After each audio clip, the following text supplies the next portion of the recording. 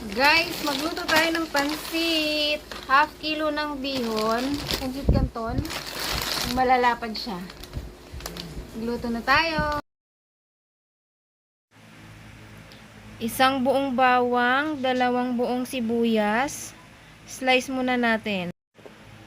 So, unahin natin yung bawang. Pinipit ko na nga ng pinipit. And then, ang gusto ko sa bawang, yung maliliit yung pagkakaslice. Talagang pinipino ko yan kasi maganda siya igisa at malulutong-luto at mabilis mag-brown.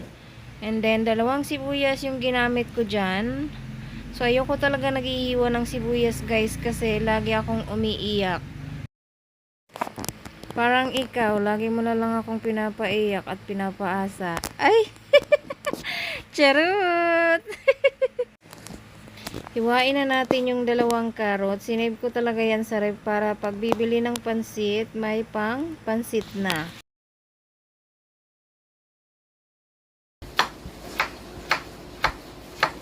Mga dulo ng gulay katulad nito kasi ang hirap na niyang igayat. Kinakain ko yan.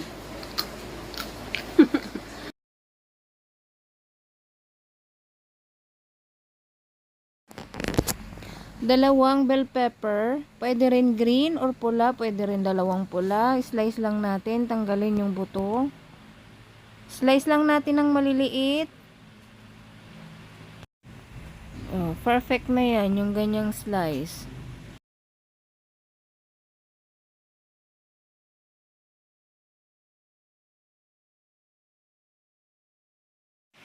Punas-punasan lang natin yung sangkalan ng tissue para malinis. And then, isang cabbage. Hinati ko siya sa dalawa. Yung kalahati, gagamitin ko next time kapag magugulay ako o magugagawa ulit ng pansit. Marami naman akong gulay na sangkap, kaya okay na yan. So, gusto ko nga sa cabbage yung medyo pino-pino kasi para naluluto siya kahit medyo half-cook, at least crunchy. And then, kinalahati ko rin yung beans kasi ang dami. Lalagay ko lang sa ref. So, next time, kapag magluluto ako, meron ako mga gulay. Hindi na ulit bibili. So, tinanggal ko nga lang yung mga edge ng beans dyan. And then, meron pa palang butchok sa ref. Isinama ko na rin. So, tatlong butchok siya. Mas masarap, maraming gulay sa pansit.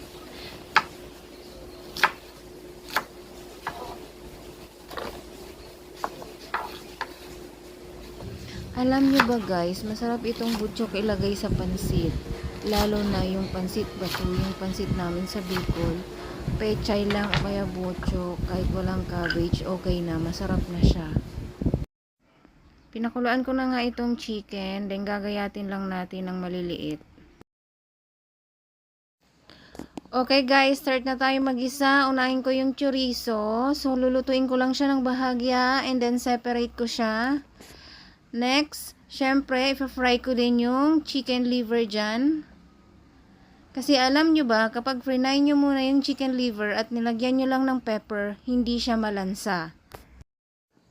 Or pwede mo rin siya guys, pakuluan muna, lagyan mo ng bawang, sibuyas at ginger. So ako kasi dito na ako nasanay na sinasangkutsa ko muna siya sa pepper. And then tatabi muna natin, magigisa na tayo ng bawang. So, ipa-brown lang natin siya ng konti. And then, sunod na natin yung sibuyas. So, magtitira ako ng konting sibuyas para mamaya. And then, halo-halo na natin. Next, ilagay na natin yung chicken. Wala akong oyster sauce. Kaya ang nilagay ko lang dyan is soy sauce. And then, 1 tablespoon of sugar. And then, chicken powder.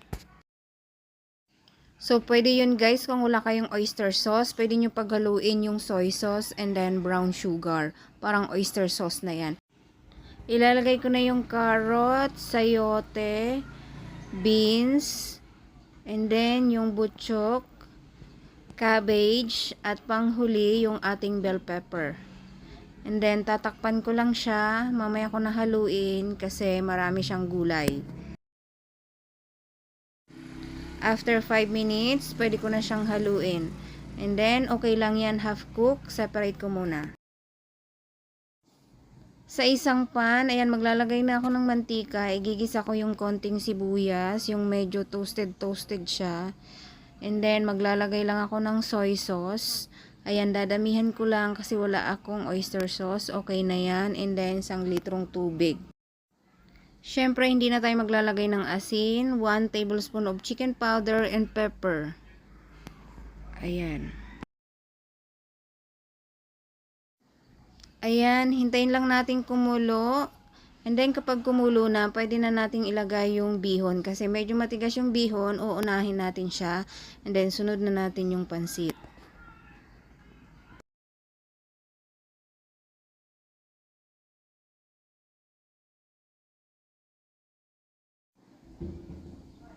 Guys, isa pang sikreto pampasarap ng pansit, sesame oil. And then, lalagay ko na yung chorizo. Halu-haluin lang. Ilagay yung gulay.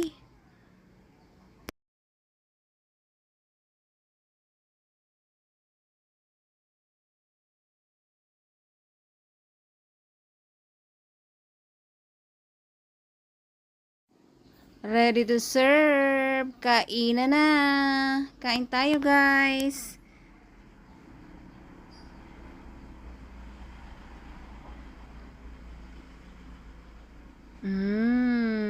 Sarap.